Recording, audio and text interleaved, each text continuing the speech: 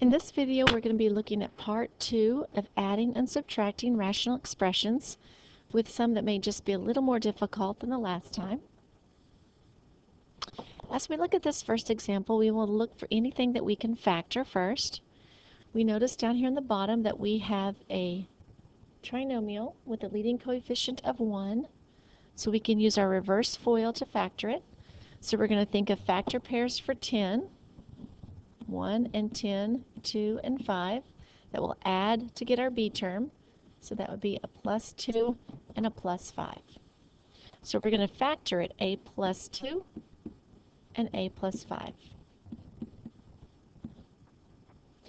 Now for a common denominator, since we have the same binomial in the first one, our common denominator is just going to be those two binomials. Now, if we look at the first fraction up here, a plus 2 is missing from the denominator, so we are going to multiply our numerator times what is missing, the a plus 2, and we're going to do the distributive property. And 2a times a is 2a squared, and 2a plus 2 is 4a. And for the second one, since the denominator is the same, we're just going to keep the 6a. So now we've rewritten it with common denominator, and on top, I forgot to write 2a squared right there. On the top, we're going to add our like terms. So we have 2a squared plus 10a on the top, and on the bottom we still have these two binomials. Now we look to simplify it in any way that we can.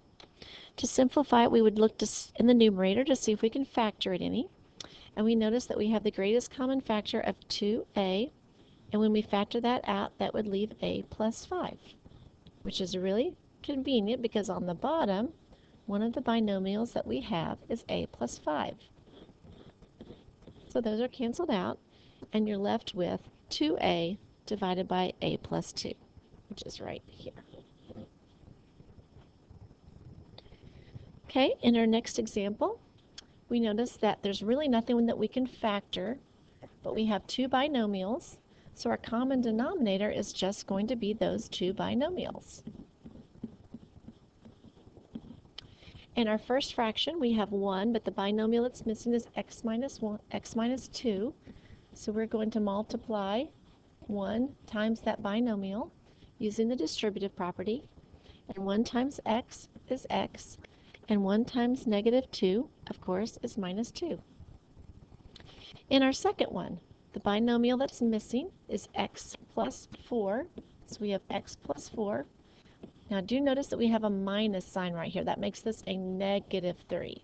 So when we do our distributive property, we have negative 3 times x, which is a negative 3x, and we have negative 3 times 4, which is a negative 12.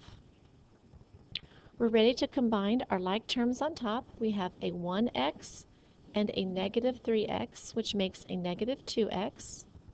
And we have a negative 2 and a negative 12, which makes a negative 14.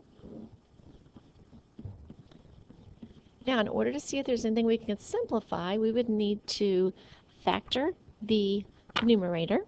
It does have a common denominator of negative 2, and if I factor that out, I have x plus 7. Notice there's nothing there that we can cancel out with the denominator. So as your final answer, you could write this with the numerator factored with your x plus 4, x minus 2 on the bottom. I would be acceptable with that. Some people may go ahead and just leave it this way before it was factored. They equal the same thing, so either will be fine. Okay, in our last example, we have one more example we're going to look at. And in this example, in the denominator, we have the difference of two perfect squares.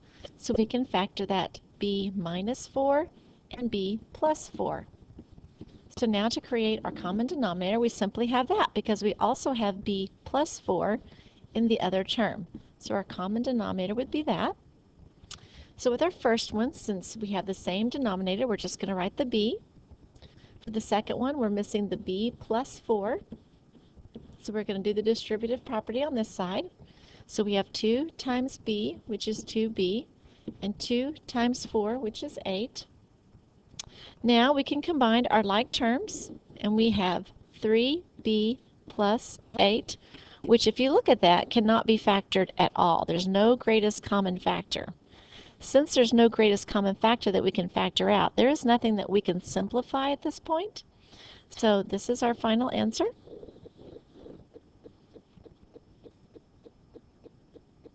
If you notice, it's hard to see with all that writing right there. When I wrote it here, I went back. Now you can see this. If it's one of those self-checking papers, you may see the denominator with it factored, or you may see the denominator with it back in its original form. That equal, they mean the same thing, but if you're doing one of those self-checking papers, you might look and see, if you can't find your right answer, might look for that. And I hope that helps with adding and subtracting rational expressions.